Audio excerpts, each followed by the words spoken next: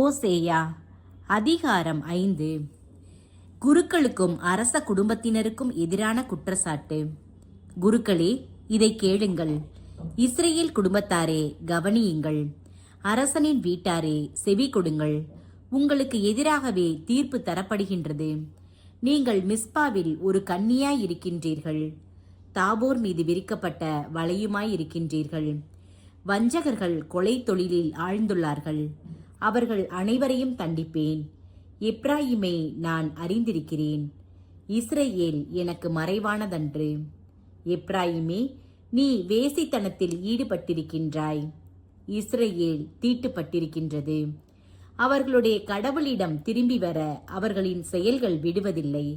ஏனெனில் விபச்சார புத்தி அவர்களை ஆட்கொண்டுள்ளது. ஆண்டவரை பற்றிய அறிவு அவர்களுக்கில்லை. இஸ்ரேலில் இருமாப்பு அவனுக்கு எதிராக சான்று கூறும். இஸ்ரேலும் எப்ராயிமும் தங்கள் தீச்செயலால் இடறி விழுவார்கள். யூதாவும் அவர்களோடு இடறி விழுவான். தங்கள் ஆடு மாடுகளோடு அவர்கள் ஆண்டவரை தேடி போவார்கள். ஆனால் அவரை காண மாட்டார்கள். அவர் அவர்களை விட்டு விலகிவிட்டார். ஆண்டவருக்கு நம்பிக்கை துரோகம் செய்தார்கள். ஏனெனில் அந்நிய பிள்ளைகளை பெற்றார்கள்.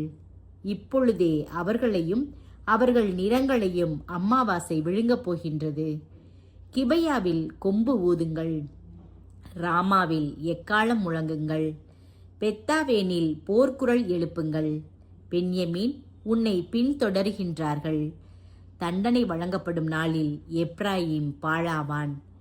இஸ்ரேலின் குலங்களுக்கு உறுதியாய் நேரிடப் போவதையே அறிவிக்கின்றேன். யூதாவின் தலைவர்கள் எல்லை கல்லை தள்ளி வைக்கிறவர்களுக்கு ஒப்பாவார்கள். அவர்கள் மேல் என் கோபத்தை வெள்ள பெருக்கை போல் கொட்டி தீர்ப்பேன். எப்ராயிம் ஒடுக்கப்படுகின்றான். தண்டனை தீர்ப்பால் நொறுக்கப்படுகின்றான். அவன் வீணான கட்டளைகளை பின்பற்றுவதில் கருத்தாயிருந்தான். ஆகையால் எப்ராயிமுக்கு நான் விட்டில் போல் இருக்கின்றேன். யூதாவின் வீட்டாருக்கு புற்றுநோய் போல் இருக்கின்றேன். வேற்று நாட்டுடன் செய்த மதியீனமான உடன்படிக்கை. எப்ராயிம் தன் பிணியை கண்டு கொண்டான். யூதா தன் காயத்தை உணர்ந்து கொண்டான். எப்ராயிம் அசீரியாவில் புகலிடம் தேடி யாரேபு அரசனுக்கு ஆள் அனுப்பினான். ஆனால் உங்களை குணமாக்கவோ உங்கள் காயங்களை ஆற்றவோ அவனால் இயலாது. ஏனெனில் நான் எப்ராயிமுக்கு சிங்கத்தைப் போலவும் யூதாவின் வீட்டாருக்கு சிங்கக்குட்டியைப் போலவும் இருப்பேன். நானே அவர்களை கவ்வி பிடிப்பேன். தூக்கி கொண்டு போவேன். விடுவிப்பவன் எவனுமே இரான்.